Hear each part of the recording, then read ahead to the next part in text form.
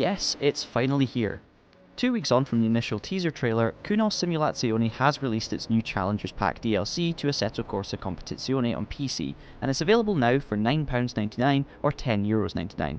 Both myself and my Traxion teammate Ross McGregor were able to give this DLC pack a go the day before launch.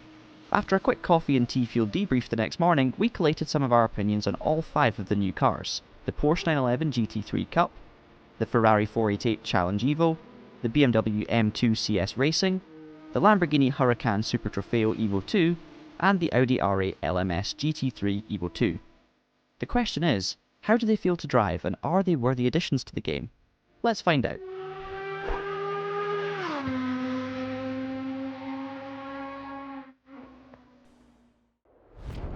After only a few corners, the BMW feels like it's a beginner-friendly car well suited to close pack racing. It may well have 350 brake horsepower, but the feedback is neutral on turn-in and has masses of torque, meaning you can short shift out of turns to reduce wheel spin and minimise time loss. If you have a heavy right foot, it can still be a wild ride, but the car generally tends towards understeer. Unsurprising given it weighs over 1600 kilos. In many ways, the M2 is akin to a GT4 car, something initially designed for the road, adapted for track use. It rides curbs extremely well and has masses of inertia, meaning it takes lots of provocation to make it move aggressively. However, once the Bavarian beast has been poked with a stick, it bites back thanks to its lack of downforce in high-speed turns. I believe I described it as plug-and-play motorsport during the premiere event livestream.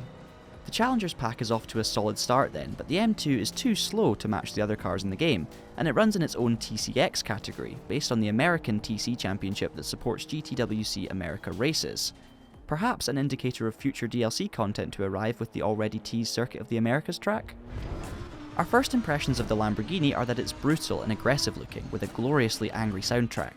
Early laps indicate that the default setup tends towards understeer and that the car is surprisingly pliant on the limit, featuring softer than expected suspension.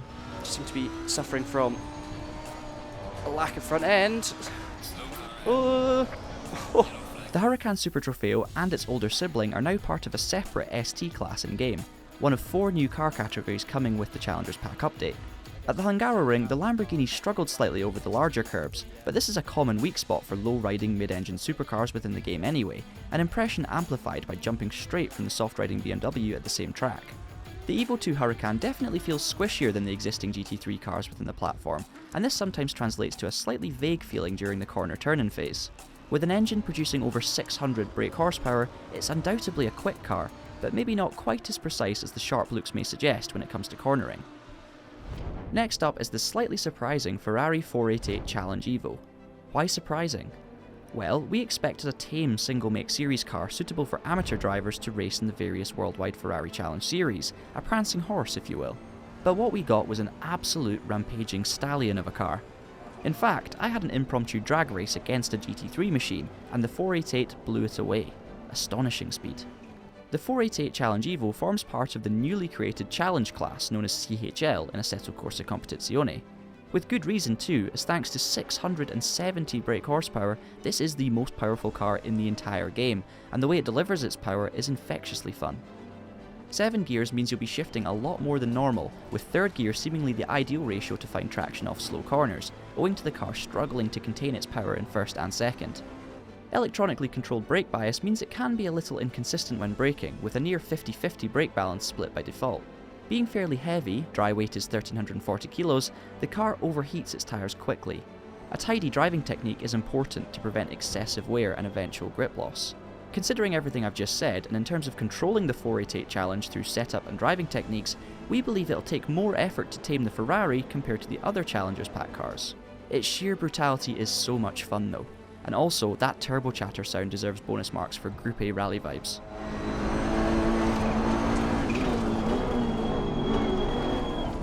After just a couple of laps, we feel the 992 version of Porsche's 911 GT3 Cup car is the highlight of the Challengers Pack DLC. It handles curbs incredibly well, its turn-in is responsive and precise, and as a result, it's so much fun to chuck around. Its engine sounds, internal and external, are aggressively visceral too. However, it doesn't have traction control, so requires a soft right foot to prevent wheel spin exiting tight corners. The Porsche has incredible traction anyway, but the threat of a pirouette is ever present for the unwary, especially when applying power while the car bounces through a curved chicane.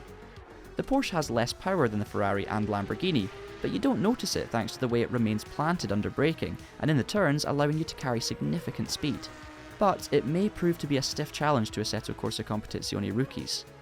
For veterans after a pure racing experience, however, it proves to be a hugely rewarding car on the limit. As an aside, the 992 and existing 991 variants have been added to a separate Cup class on the platform. Battling against human opponents and seeing their TC-less cars scrabbling for traction is such a nice change for the sim that we feel racing these in a league would be an amazingly satisfying experience. We like it. A lot. The Audi is the third generation of GT3 R8s to join Kunos Simulazioni's GT racing opus, and as expected, it provides a small leap in performance over its Evo 1 predecessor. Like previous Audis, it lacks a certain urgency upon corner entry, and needs some setup work to get it properly flying, but the V10 soundtrack makes the hard graft worthwhile. As its name suggests, the Evo 2 is a small evolution of the Audi R8 GT3 formula, so don't expect anything drastically different from older generations of the car.